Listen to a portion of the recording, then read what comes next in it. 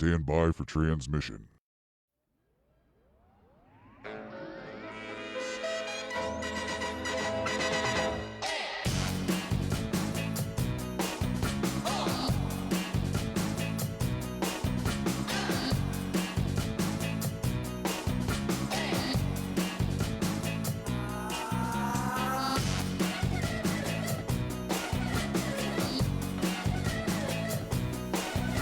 Coming to you from Studio V in Williamsburg, Virginia, this is live at Retro Daddio. Tonight we're featuring Bully Bill's storytelling. And here he is without further ado, Bully Bill.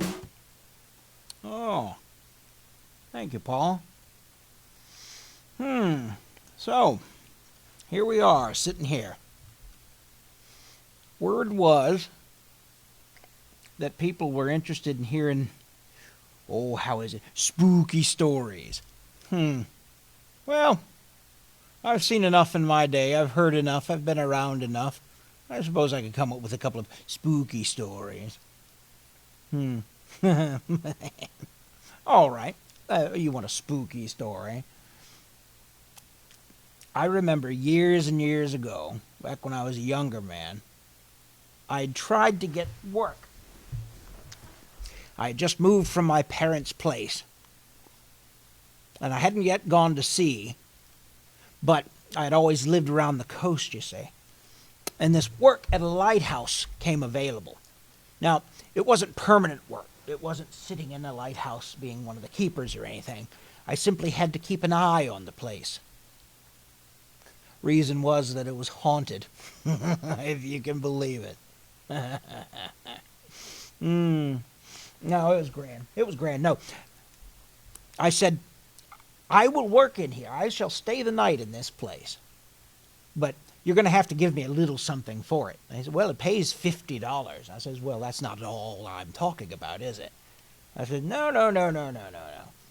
I said, if I'm going to spend the night in here, you're going to have to set me up. There's no electricity in the place. I'm going to have to eat. I'm going to have something to drink. I said very plainly, I'll be glad to stay the night and ensure there ain't no haunts or specters in here. But in addition to the $50, you're going to have to provide me with a small case of beer, you see. Just something to get me through. I'll need a little cauldron filled with grease and some fish, you see. Like I say, I grew up near the coast, so fish has always been a good thing. And he agreed to it readily enough, and I said, good, well, I'll see you in the morning then. Well, I set myself up. I lit a little fire in the fireplace. I put that cauldron of grease down to get hot, started the fish to frying, and I opened up a beer. Wasn't Virginia Beer Company beer, but it was still good. Well, I'm sitting there about an hour, everything's going well. And I look over to my right, and lo, if there isn't this little man, and I don't mean a little man, I mean a little man. Couldn't have been more than 3 or 4 inches tall, and it was the oddest looking little fellow I'd ever seen in my life. First of all, his feet were grossly outsized in proportion to his body. Secondly, he was wearing a little plaid suit, mostly green, I think. His hair was slicked back with pomade, but it had this purplish hue to it. And a little nose right there in the middle of his face that twitched. And I looked at him, and he looked back at me. He says, are you going to be here when John gets back? I said, you are nothing but a figment. A figment. I've had 3 or 4 beers already. This is just... I took one of the beer caps in my fingers and I plunked it. It hit him, struck him in the head, back through the hole he went. Well, I didn't think anything of that at all. But I'll say this. About an hour later, on the opposite side over here, one of the wall boards came loose and another little man came in. This one was about so big, about 3.5, 4 feet tall. And if you thought that first one was a mite odd, this one was remarkably odd. He was wearing breeches only.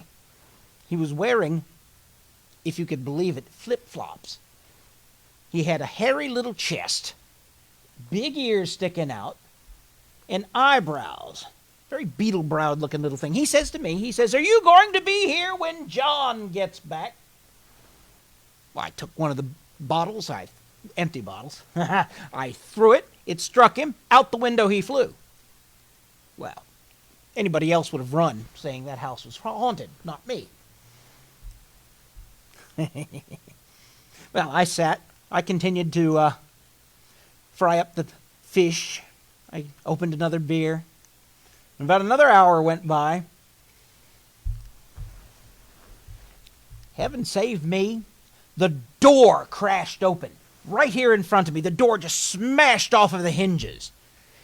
I heard these footsteps. Bam, bam, bam. Into the room comes this creature. His head was brushing the top of the very high ceiling. He was built about 4 feet wide, arms hanging down where his knuckles were almost to his knees, his little legs only little in proportion to his body, bringing his body in a bit of a bumping step, you say. His feet so large they slapped upon the floor. He looked down at that cauldron of hot grease where I was frying my fish, and he reached his hand into that cauldron. He ate the fish in one bite. Then he took the cauldron of grease, drank it down, boiling down his gullet, picked up a handful of coals out of the fireplace, wiped his mouth with them, and he says, "Are you going to be here when John gets back?" I looked that big sucker right in the eye. I said, "If you ain't John, I'm leaving."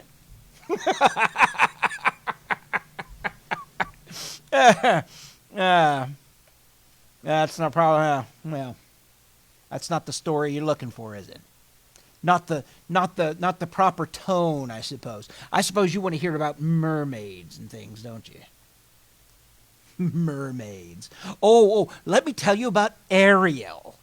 Oh, yes, the little Disney mermaid. Ain't she grand? Yeah, she sings a little song. She makes friends with seagulls. Oh, she's wonderful. Here, I'll tell you this. There's no mermaid swimming in the sea that's pleasant and wonderful like that. More like that great tentacled bitch that you see in the movie that Disney put out. And they're more like that. Crushing and killing and destroying. Oh, that's your mermaids, eating the flesh of men. Well, not all sea folk are what you might call evil, wicked. They're not all man-eaters, as it were. Now there's the Selkies. Yeah, they're up near the seas and around Scotland and Ireland in that vicinity. Yes, they're called seal folk by some people. Yeah. Rather pleasant people when you think about it. I mean, their natural form is that of a seal, a sea dog, and they just swim about doing all those things that seals do, but they're not common, ordinary seals. That's one thing. This is a different thing. Now, the Selkies, what they shall do, they shall slip out of their seal skin, much as you would take off a coat. And then they can walk about the land, and they can cavort and play, and they're all remarkably handsome people. The women. Well, the women are quite attractive. Well, the men are very attractive as well. In fact, Selkie men, they will often shed their seal skin and go inland because somehow they are drawn to women who are not what you might say satisfied by their husbands. They commence to satisfying them. Yeah.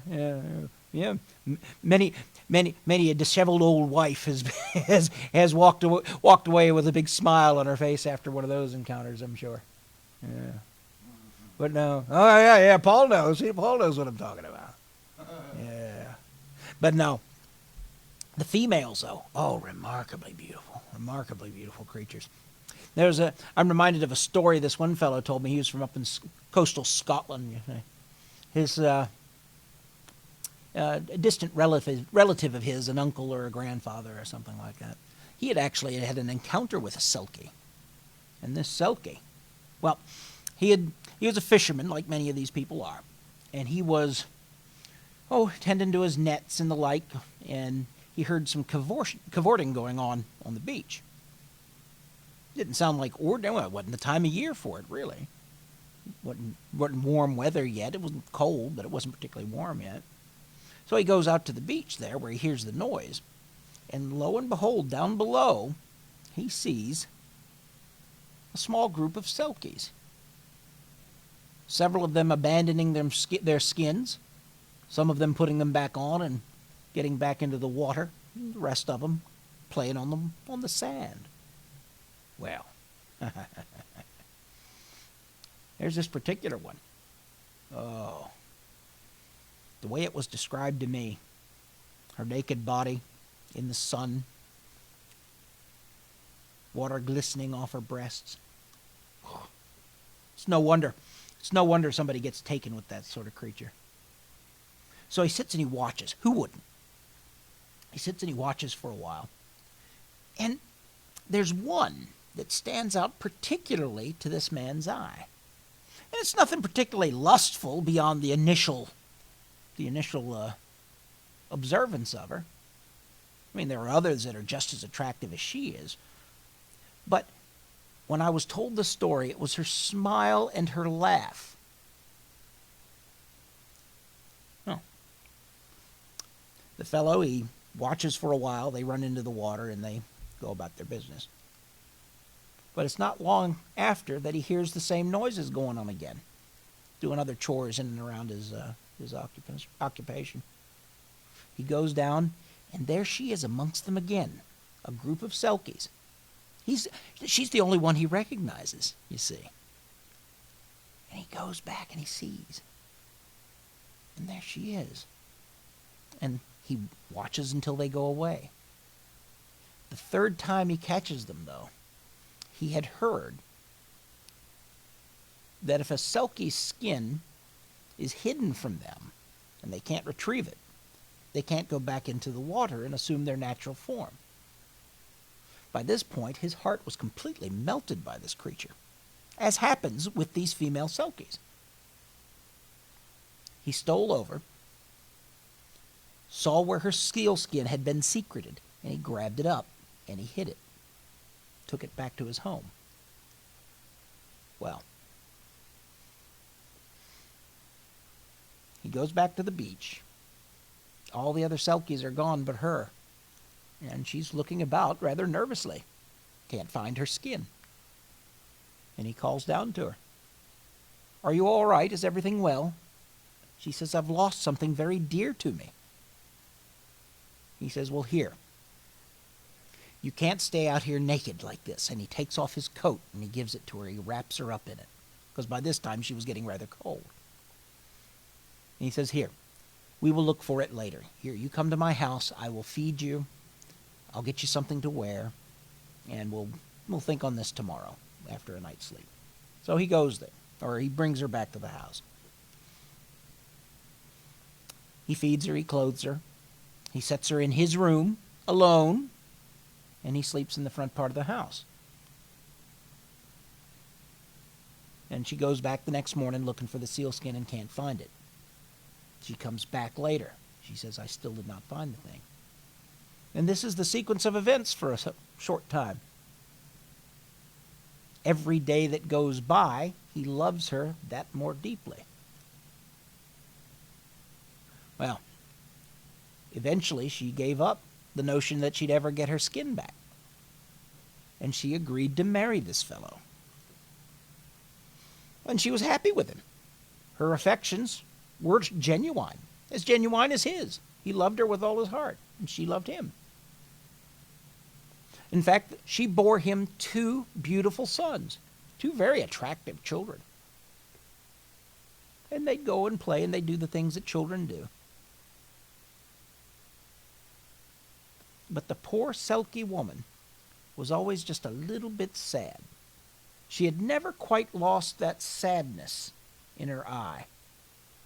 She hadn't quite achieved all that joyous play and frolic that he had seen those first few days. Well, again, she put her skin up as lost, and she just resigned herself to her new life. Until her boys was out playing in the shed. And they saw some earth in the shed had been disturbed and had been for a little while, and they saw a little bit of a handle sticking out of it. And they said, "What's buried here?" "I don't know." They dug it up. And there is a small crate with a handle. It's not locked, it's simply closed and latched. Well, they open the latches. And they see their mother's skin. Well, they immediately run into the house with the new treasure that they had found. "Mama, Mama, look at this." She looked upon it. Tears began to run down her face. Not sad tears, not angry tears, tears of joy. Because that skin was her way to return back to her natural life. And she said, "Come, boys, come." And she takes the skin, and they run off towards the beach. Well, was it long after that the man comes home? His wife is not there. His children aren't there. The door is wide open. And his heart leaps. Not with joy by any means. His first instinct is that they have gone to the beach, and he's never going to see her again. He races as fast as he can. The last thing he sees as he's running towards the beach is her slipping out of her clothing, her human clothing, and putting that sealskin back on. And his two boys following after her. And as soon as they were waist deep in the water, they assumed the form of Selkies. And they swam away right behind her. Sad business, that. He never got married again after that. So I don't suppose it was the fellow's grandfather who was relating me the story. But yes, he had a couple of years of just immense happiness with her. She was treated very well, very lovingly. And she treated her husband lovingly. But she had to go back to the water. She had to go to the sea. Who could blame her? Well, that's probably not the sort of story you're looking for either, is it? Well, let me see. I know what'll settle a good dark night like this. In Scarborough, coastal town in northern England. Fishermen in the lake, that sort of thing. In Scarborough, there had been some construction going on. This was about the 1930s. No, earlier than that. No, this would have to be at least the 1850s or 60s, I would imagine. Oh, yes, absolutely. Oh, yes. Oh, at any rate, they were doing some building of one thing or another. And the great standing stones they see throughout England in different places. Well, there was indications that some had been there. These mounds that were out in the country a little ways off the water, not too far off. These mounds were flattened because they were looking to construct some buildings and the like. And it turns out they weren't just mounds of earth, they were tombs. Ancient Druidic sorts of things, you understand. Well, the construction's going on. But here's the trouble. As soon as those tombs were broken open and emptied, and their contents spread around to museums and the like, you could not go past that area without hearing ravening dogs. Great awful things. Unseen, but most certainly heard. Barking, snarling, the most vicious sort of dog you can imagine. anyone marching through that place. Those creatures, if you ran, you could feel their hot breath on your neck as they were coming after you. Some people began to disappear. After a time, it was very rare for anyone to go marching past that place. Well, this local lad, he said he'd be damned if he was going to let some imaginary dogs keep him from his rounds. So one evening, he spent a nice evening at a tavern, enjoying a few beers, maybe something a little stronger. At any rate, his time was done, his money was gone, so he said it was time to go home. And he was going to walk. Well, what else would he do? He says to the barkeeper that he would be off. He'd see him the next morning. He says, well, where are you going? He says, I'm going home. He says, you're not going by that place. I mean, wouldn't you rather just spend the night here? We've got rooms. He says, no, I'm not going to spend the night here. He says, I'd prefer it if you did. You're a good fella. I don't want to see you risk your life going past that place where the dogs... He says, no, I'm going. I'm not going to let that bother me. Out the door he walks.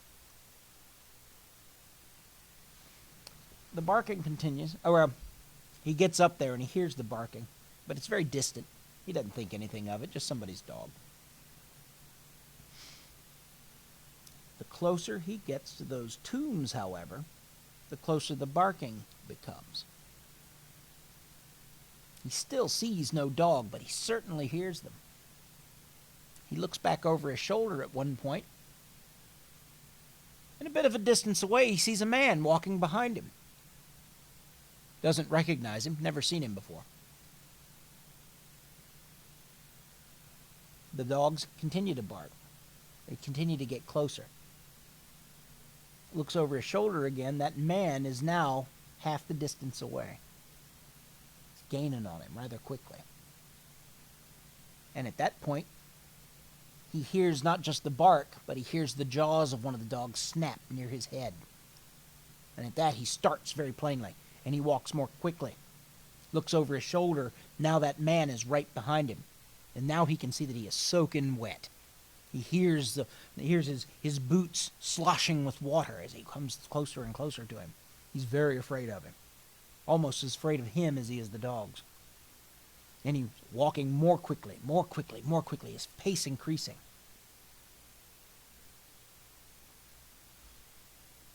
The man comes up next to him, and he says, stay with me. The dogs will not harm you. He says, don't bolt ahead. Stay with me. He's afraid, but he's now more afraid of the dogs than he is the man. And that fellow's walking right along, splashing him with water off of his clothes and like just soaking wet. And the dogs, he can feel them breathing on him. He can feel them grabbing at his trouser legs. He can feel some of the spittle coming off of him as they snap in his face. They're still unseen, but he stays with the man. After a time, they get past the violated tombs. The dogs recede.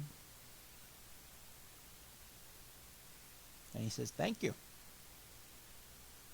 He says, that's no worry. It's the least I could do. He says, for what? He says, your father is my brother. He didn't even know he had an uncle.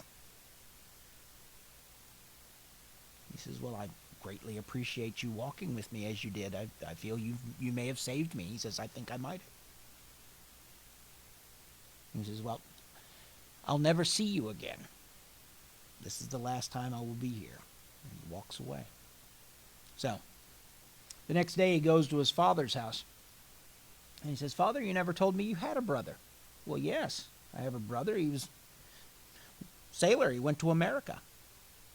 He's been working the coastal trade, been coasting all these last years. Never really thought to bring it up. We left on something of we parted on a bad note, so I've regretted it, but I haven't put much thought to it. He says, well, I saw him last night. He says, that's not possible. Well, yeah, you said he was in America, but he must have come home. Well, no. I just received a letter this morning. He drowned off the coast of Boston 2 months ago.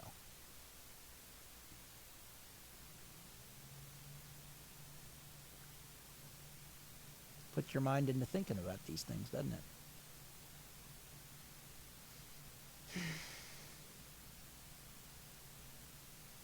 Yeah.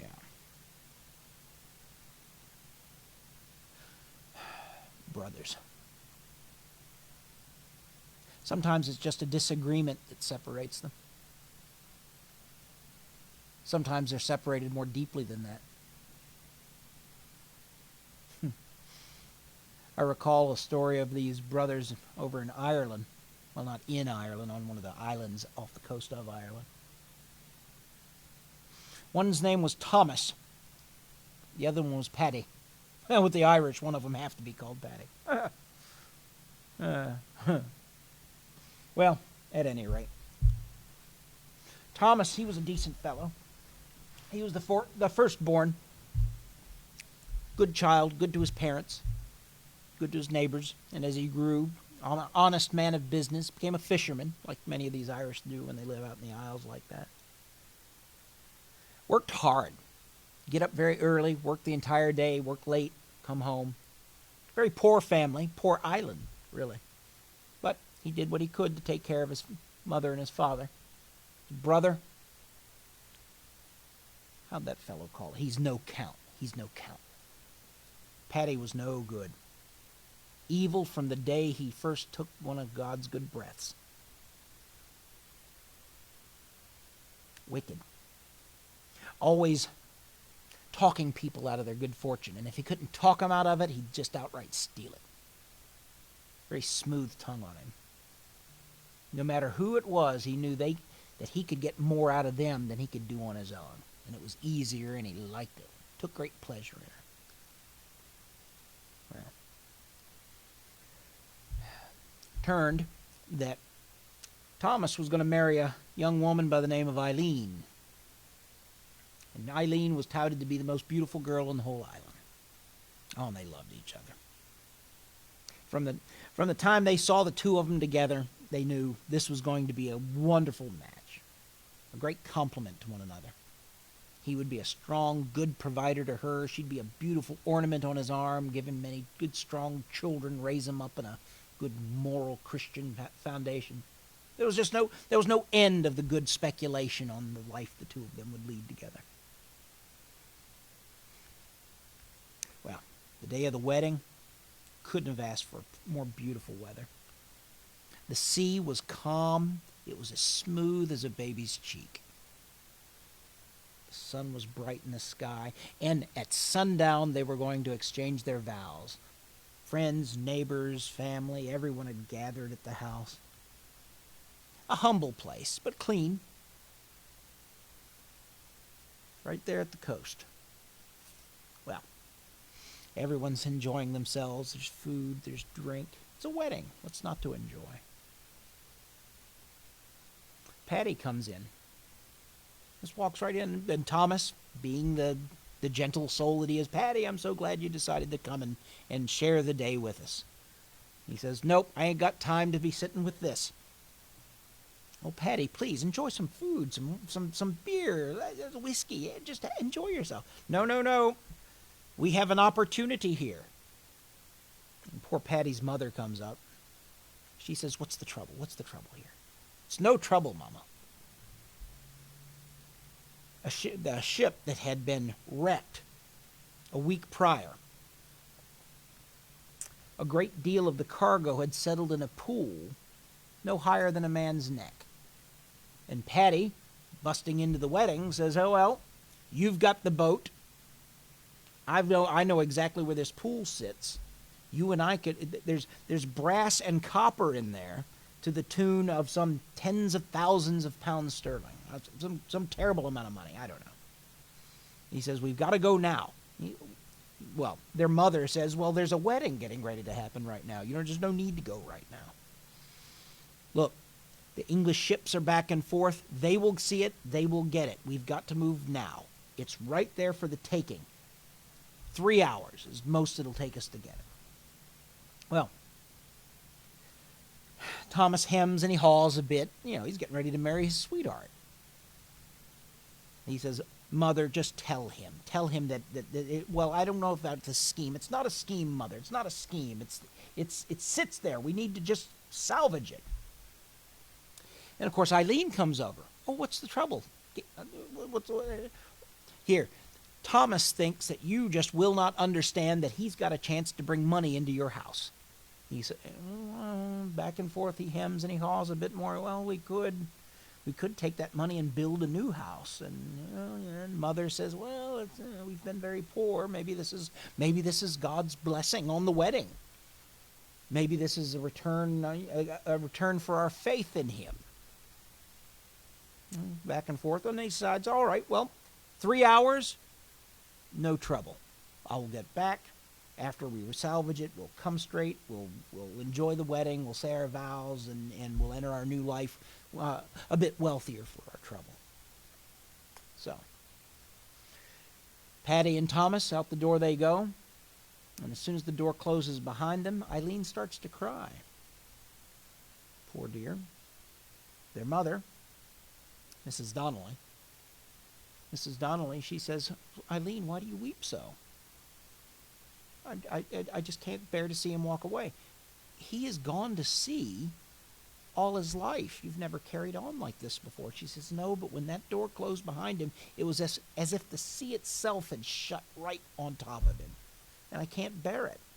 And she says, well, here, if it makes you feel better, and anything to calm the girl, if it makes you feel better, we will walk up the path to the cliff where we can see right where they're headed. And we can wait for their return there. How would that be? We'll just take the whole party up there. So, why not? They grab the bottles, they grab the food, they grab the drink, all up they go. This is the path leading up to the cliff. And yes, it had very, very good lookout on the place. They could see right where they were headed. And the seas were calm, and the party continued. Well, after a time, the wind started picking up in the west. Squall started blowing in. At that point, Eileen became very frantic. She says, my heavens, Mother Donnelly, I'm going to lose my fiancé today. I'm never going to marry him. She says, calm yourself. No, it's terrible. And the squall blew in, and it got harder and harder, and Eileen was just completely and utterly beside herself. No, Thomas will be back. He is fine. He's been a seaman for years, and a fisherman for years. He'll come back. He always comes back. No, I can't bear it. And poor Eileen is set to throw herself off the cliff, a 500-foot drop to the sea. Well, it's everything they can do to keep her from becoming so distraught she does herself a mischief. Well,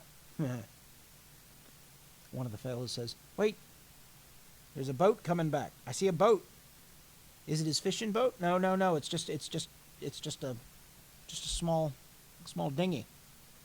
But it's certainly a boat. I can see a boat. And Mother Donnelly is, oh, thank heaven, my boys are coming back. Well, turns out there was only one man on that boat. It wasn't Thomas. It was Patty.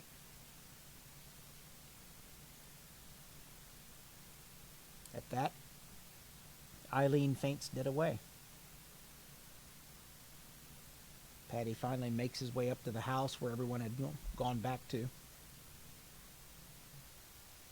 She says, where's Thomas? He's dead in the sea. The squall came up, and I couldn't save him. That Mother Donnelly, losing her oldest child, she sat and she wept. Who wouldn't?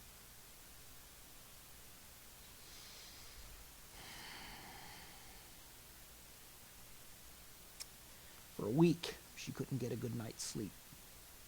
Eileen, she had the doctors visiting her and the like, and Eventually she began to recover herself a bit, but poor Mother Donnelly. She was laying in her bed one evening. She was, "Mother, Mother." She looks about, there's no one. "Mother." She says, "Thomas? Is that you, Thomas?" "Mother, please. You must hear me." No, it can't be. Obviously, I'm hearing my own voice. I'm hearing my own mind. I'm just distraught. I haven't slept. I'm still mourning. No, Mother. No, it is Thomas. No, it certainly can't be. If you're Thomas, show yourself. Be more than just a voice. No, Mother. You don't wish that. I've drowned it a week ago. My face mashed into the stones beneath the surface, grinding it away. No, Mother. No, you've got to show yourself. I will not believe it's you unless I see. He says, "Well, very well, Mother. But please, close your eyes. Do not open them until I say. And please don't be afraid." "Mother, you may open your eyes." And she looked up, and she saw the horrible visage of her favorite son. His face dragged away most of it, but enough left to know that it was Thomas. She wept. She cried anew. She says, "Can it be? Are you alive?" "No. This is what Thomas was, Mother. But I've come back. I've come back because I have to know why Patty murdered me." She said, "Patty murdered you?" "Yes, Mother. He took my life. I was below, swimming down into the depth to get to the salvage that we were looking to take, and I came up to get breath, but he would not let me take it. He forced me back under the water before I could get a breath. And I fought him, Mother. I fought him. I grabbed and scratched at his arms. I clawed at him, trying to get up so that I might breathe. But after a time, my mouth filled with water, my nose filled with, my lungs filled with water, and I did drown. And the surf pounded me into the rocks beneath. I have to know why he would do such a horrible thing, Mother. Why he would kill his own flesh and blood."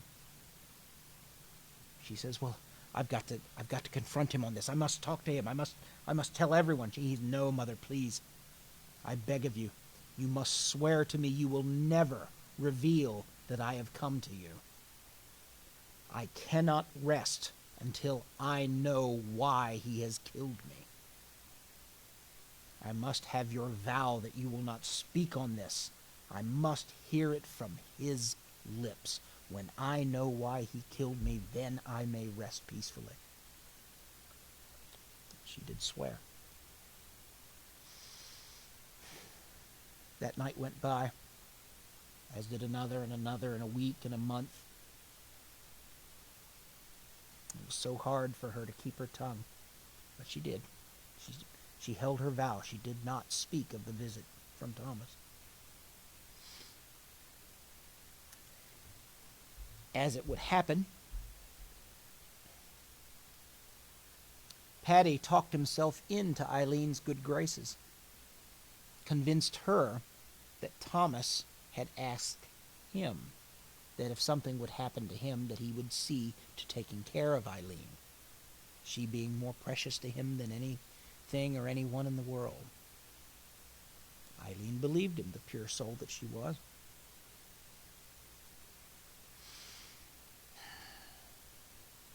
Well, 13 months to the day that Patty murdered Thomas,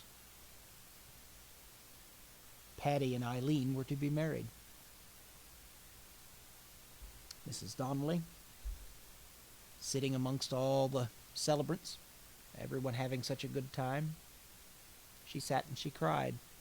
And Eileen said, "Mother Donnelly, What is the trouble? Why, everyone else is happy. Why do you cry? Can't you be happy for me? I'm marrying your son. And she says, no, I'm very happy for you. I'm very happy for you. And Patty come up. He says, oh, Eileen, come with me. Come with me. This is wonderful. What a day we're having. I've wanted you from the first day I saw you when my brother brought you and introduced you to the family. And at that, Mother Donnelly stood up and screamed. The old woman screamed. What bothers you so? What bothers you so, you old crone? What is the trouble? Patty was treating his mother terribly. And she says, I just remembered something. Well, the party continued until someone saw someone walking up from the beach. All the guests were already there, so who was it? We don't know. And upon closer look,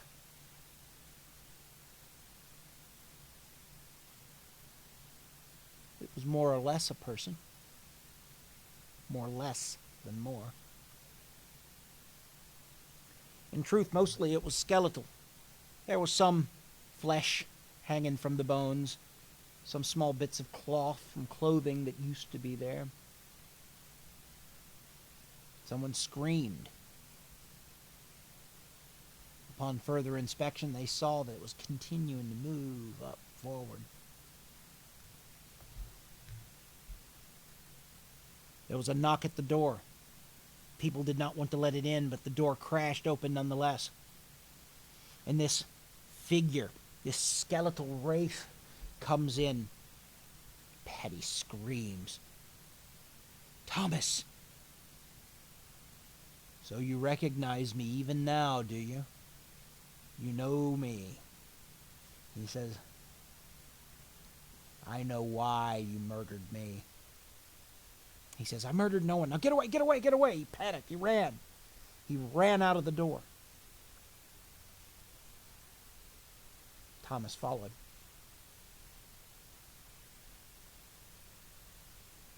Mrs. Donnelly, she went out as fast as her old legs could carry her, following her sons, one dead, one alive, up the path behind the house that led to the cliff.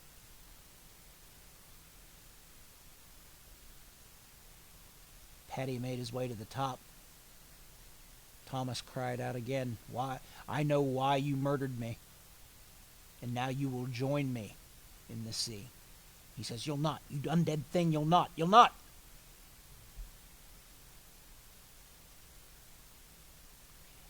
As Patty was approached by Thomas,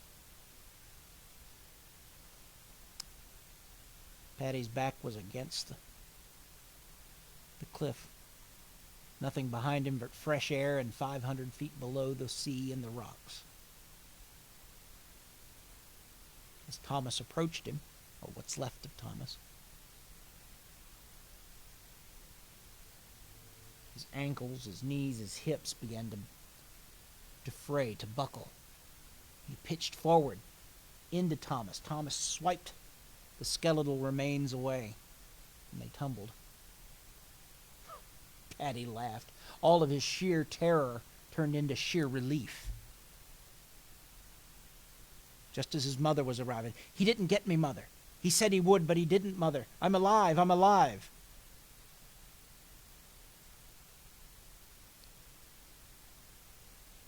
Widow Donnelly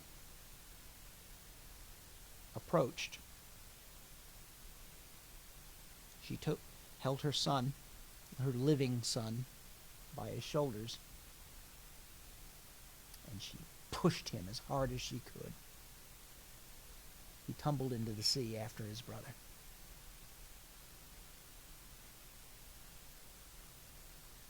Mother Donnelly brought both of them into the world, but she took the murderer of one out of the world. No one believed that she could have done such a thing. They all just assumed it was the wraith, the specter of her dead son that did it.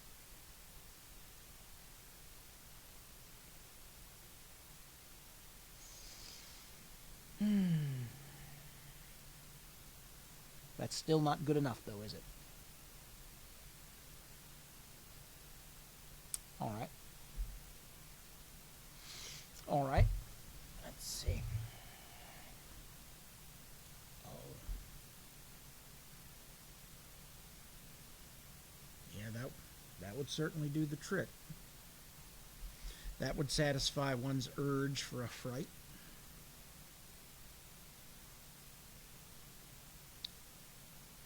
Yes, I believe that would do. Started with a lighthouse. End with a lighthouse. All right. Yeah, that'll do. That'll do. Lighthouses have been places of safety, saving the lives of sailors and cargo. Countless, well, not countless, but for generations. Of course, Britain, having all the lighthouses that they have out of necessity, much of their coastline is very rocky and dangerous, the islands and the like. About 1900, right at the turn of the 20th century, there was a lighthouse on a place called Flannan Island. The Flannan Lighthouse. Brand new. Well, being in such a desolate place, they would work in shifts. There would be 3 lighthouse keepers, and they would each stay 3 months. Well, you've got these 3 that'll be here for 3 months. They would be replaced by another 3, and they in turn would be replaced by a different 3, and the year would set. Well, this particular lighthouse, right about winter solstice is when they arrive. Right before Christmas season. There was the chief lighthouse keeper, a man by the name of Duckett. Then there was MacArthur, second. And then a young man named Marshall. Marshall was brand new to the business, but a handy fellow. Young, full of enthusiasm and energy. They arrived, and oddly enough, when they got there, the other crew was not there. Well, they just assumed that they had left at some point, mildly prior. The light was still burning, or set to burn. They called out, Johnson, you're here, and called for the rest. Nobody answered. They get to the lighthouse and the keeper's facilities there. In fact, the only living thing they had seen was the cat. He'd come up purring and rubbing against the legs like cats will do. MacArthur looked down, he sees the cat. Oh, look at you, puss, look at that. Here, I suppose the lads didn't feed you. Begging for table scraps already, are you? Well. Well, they commenced to work, getting the lighthouse square, trimming the wicks and the like, 'cause I was still burning wicks at that point. Tending to all the business necessary. And once they had gotten the place square, the crane for the ships, or the boats that would come in and lift them off and put them up and load cargo and the like, the crane was set. Made sure their provisions were all in place. They made sure the lighthouse was functioning as it should, which it was. And they explored the island a bit. And they found a great deal of ruins, stone ruins. Some of them looked like simple houses. There was one that looked something like a chapel. But they knew that people had lived there some years prior, back in the ancient days. Of course, the island had been uninhabited for years before the lighthouse was put up. But as they continued to work, Marshall, the youngest man, he spent more and more time down in those stone ruins. He was observed on several different occasions by Duckett and MacArthur. He'd pouring around there, and often he had a cross that he wore around his neck, a little wooden cross, and he'd sit and hold it as he was down there walking around looking. And that's It's all well. But a little odd, because after time, any time he wasn't doing duty on the lighthouse, he was down in those ruins.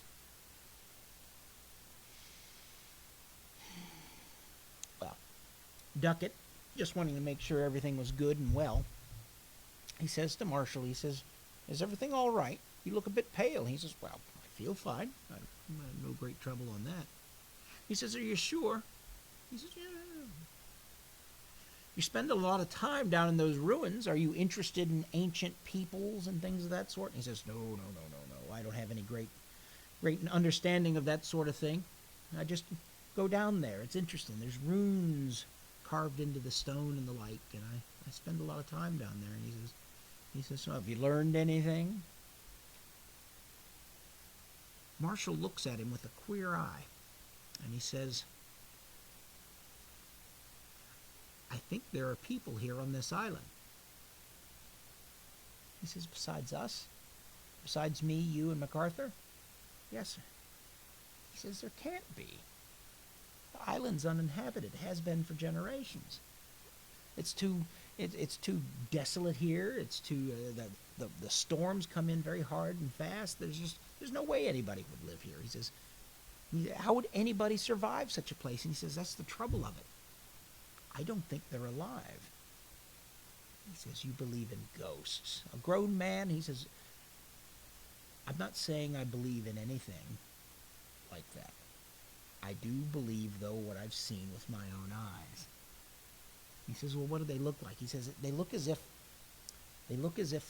they're husks, like all the life's blood's been drained out of them. Their eyes are sunk." And he says, "You're talking nonsense. It's your imagination. We've been on this island for a couple of months now." He says, No. I enjoy the isolation." He says, "You're not the first man whose imagination has gone one direction or another because you've been cut off from most other people. Here, you take a couple days rest. We will cover your shifts in the lighthouse. You just rest, you relax. These imaginings of yours will go away presently. You just need a rest. I've seen it 100 times. And he says, "Very well, Mr. Duckett, if that's the way you wish it." He says, "But Mr. Duckett, I am a bit worried." "About what?" "Well, I have been hearing a voice as well." He says, "Well, if you just take a couple of days," and well, no, I want to tell you, sir. It's the voice of a woman, and she's telling me things. Terrible things. Things like what? Perversions. She's asking me to do horrible, terrible things, and then offering to reward me with the things only a woman can provide. Here, you just take a few days, you'll be well." "As you say, sir." Well, he took his 2 or 3 days, went back to work, and he was on shift in the lighthouse. And MacArthur says, "Mr. Duckett, would you come down here a minute?" And he does. He says, "I need you to come down to the ruins with me."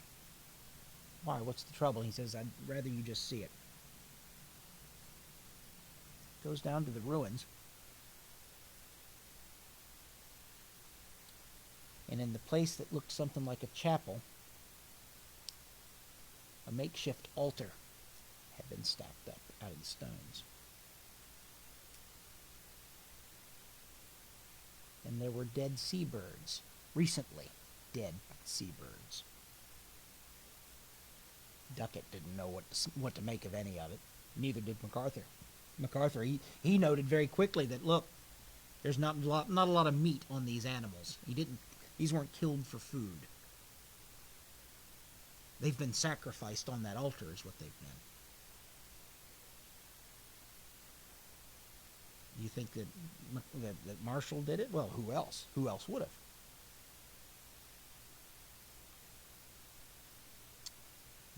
As they left, they found the wee cat.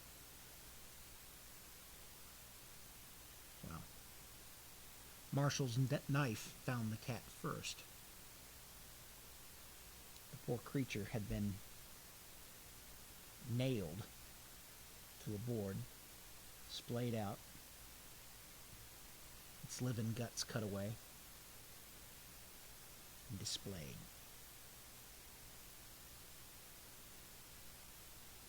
No doubt about it, Marshall was a troubled young man.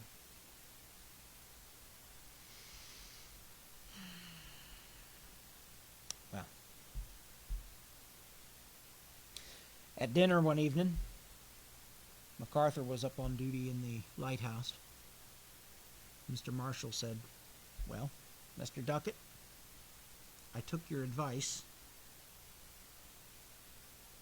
but the imaginings ain't going away. They're real, sir. If anything, they've gotten worse." Duckett says, "Was it the woman? Was it her voice telling you to do horrible things again?" "Yes, sir." "Did she make you do what we found down in the stone ruins?" "Yes, sir." And no, he corrected himself. "Not exactly, sir. She more inspired me to do it."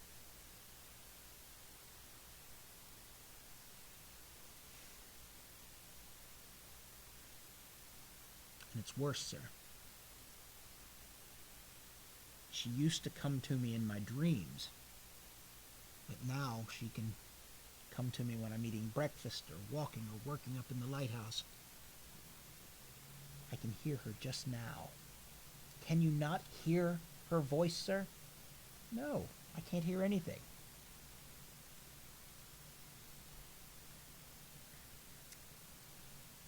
"Sir, she's telling me that a great, terrible storm is coming. She is causing that storm. And the only way we and every other structure on this island will not be swept into the sea is that if we must provide a blood sacrifice. I tried to appease her earlier, but she's not satisfied with that. It needs to be human."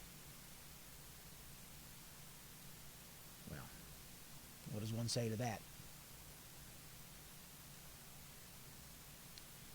It wasn't long before Marshall fell sick,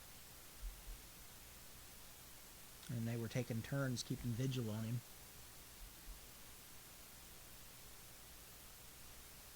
Duckett was talking to MacArthur, and he says to him, "Do you know, there's a great storm coming?" He says, "Well, how do you know that? It's only 1900. It's not as if they have weather forecasts set." He says, "Marshall told me." He says, "Oh, Lord, how does he know?" He says, "No, you know what? I don't even want to know. Don't spoil it." He says a voice of a woman told him that the storm was coming and it was going to be a great, terrible thing. Well, as they were talking, MacArthur had this feeling wash over him. He was certain someone was watching him. It disturbed him greatly. They argued over it back and forth. Nobody could be watching you. Marshall's sick up in his quarters, and nobody else is on the island. You can't be. We felt it. Well, it wasn't long before that storm began to blow in.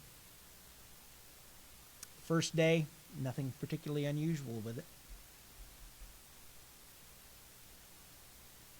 The second day, that line of squalls that was blacker than the devil's waistcoat, blowing in.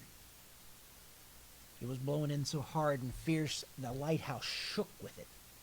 They had so many leaks springing into the place that they didn't have pots, pans, or buckets enough to catch them all. And it was furious. MacArthur dealt with it by getting drunk,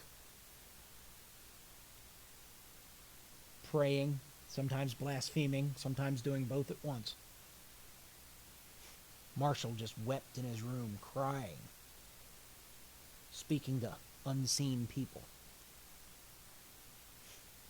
Duckett said a prayer or two of his own as well. Back and forth it went. At one point, MacArthur even suggested that maybe there was something to what Marshall was saying.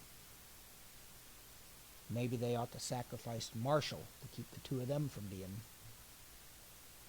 being swept off the island.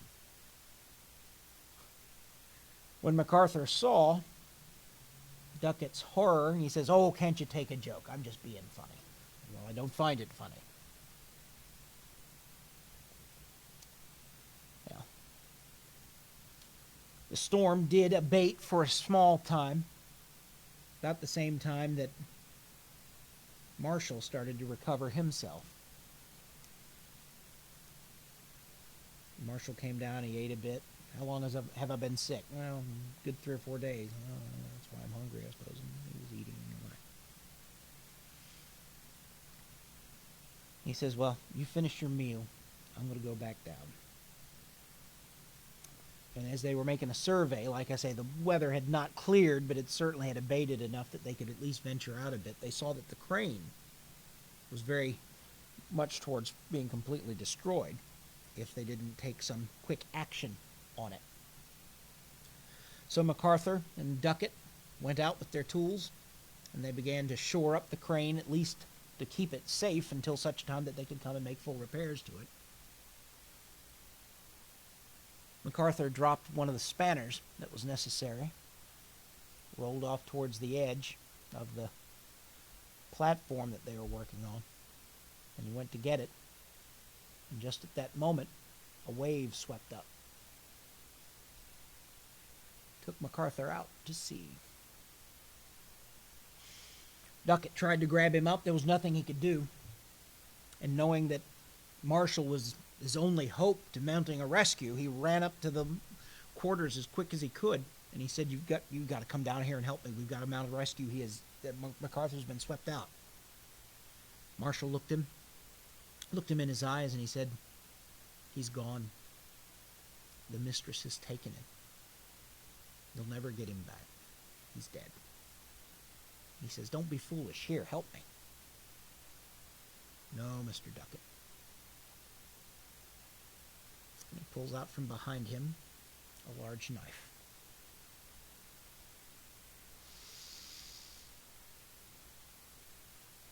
Marshall says to Duckett, he says, "You should have taken me while I was weak. Perhaps then both of you would have been spared, but this is the only way now. The mistress has called for a sacrifice, and I must give it to her." He says, "You're mad. You're a human being. You're a man. You can choose between good and evil. Anything you do, it's because you choose to, not because some ghost has told you to." She's no ghost. The mistress has commanded it, and the only way I will survive is to satisfy her. And he says, "Look at yourself. Look at yourself. You're standing there half sick. You got a knife in your hand. You want to kill someone. You know that's wrong. It's a wrong thing. To take another human life is wicked. It's terrible, and you're not a wicked, terrible man." No, there's no more time for that. Time has come. It's got to happen. He says, "That cross around your neck. How did you get that cross?" "It was a gift from my mother, God rest her." "No, you're trying to distract me." "I'm not. Think about that cross. If you believe in anything that cross represents, you know full well you cannot do this thing." He says, but I must do it. The mistress has commanded it. She must be satisfied. Human blood is the only thing that will do." And at that, Duckett, he just held his coat open. He says, "Then do it. Then you just do it. You kill me now and get it over with, you damn wee fool. You do it now." Marshall approached him. the blade under Duckett's throat.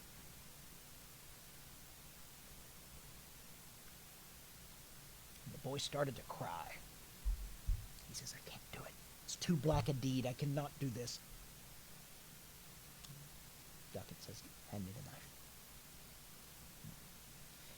He collapsed on the floor, held the knife up. Duckett took it from him. He says, do not weep so bitter. You are a good man. You're a pure soul.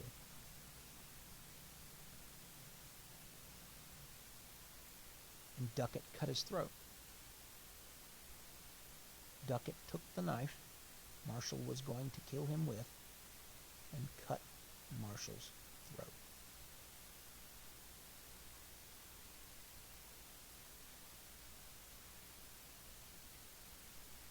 Marshall was told by Duckett that he did not hear those voices.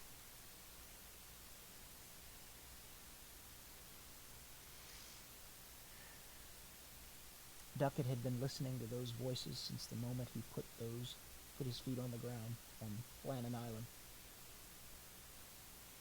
Maybe some part of being a grown man at the turn of a new century had caused him to doubt what he had been hearing.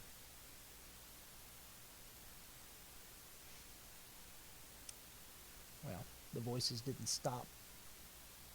The voice of the mistress in Duckett's head ignored for a little while and ignored no more. Duckett, Duckett, take the body of the boy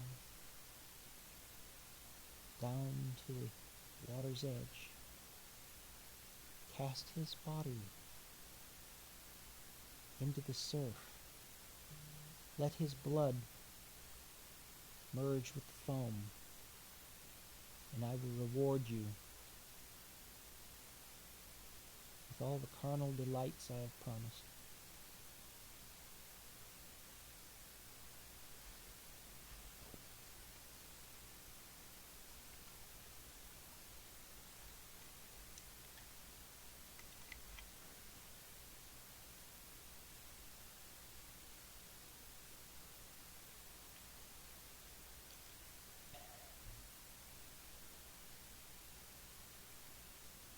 Picked up the boy's lifeless body.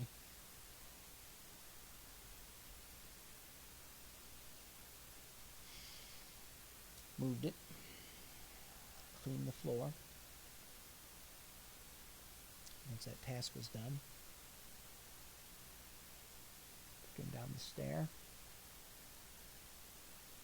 where the water was beating against the beach, and he cast his body into the water just as he was instructed.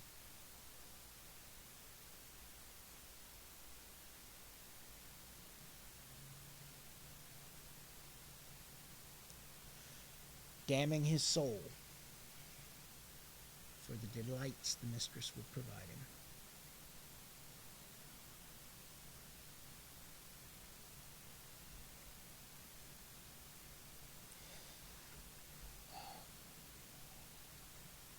Well,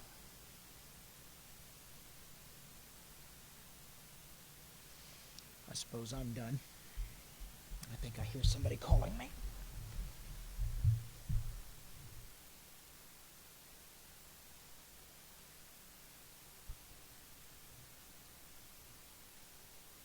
Don't forget that you can order Virginia Beer Company beer for pickup or delivery. They're open 7 days a week. New beers include the Greenview IPA and the Estimated Eyes Double IPA. Thank you to Shades of Our Past, Bully Bill, and for the Billy Joe Trio being here earlier.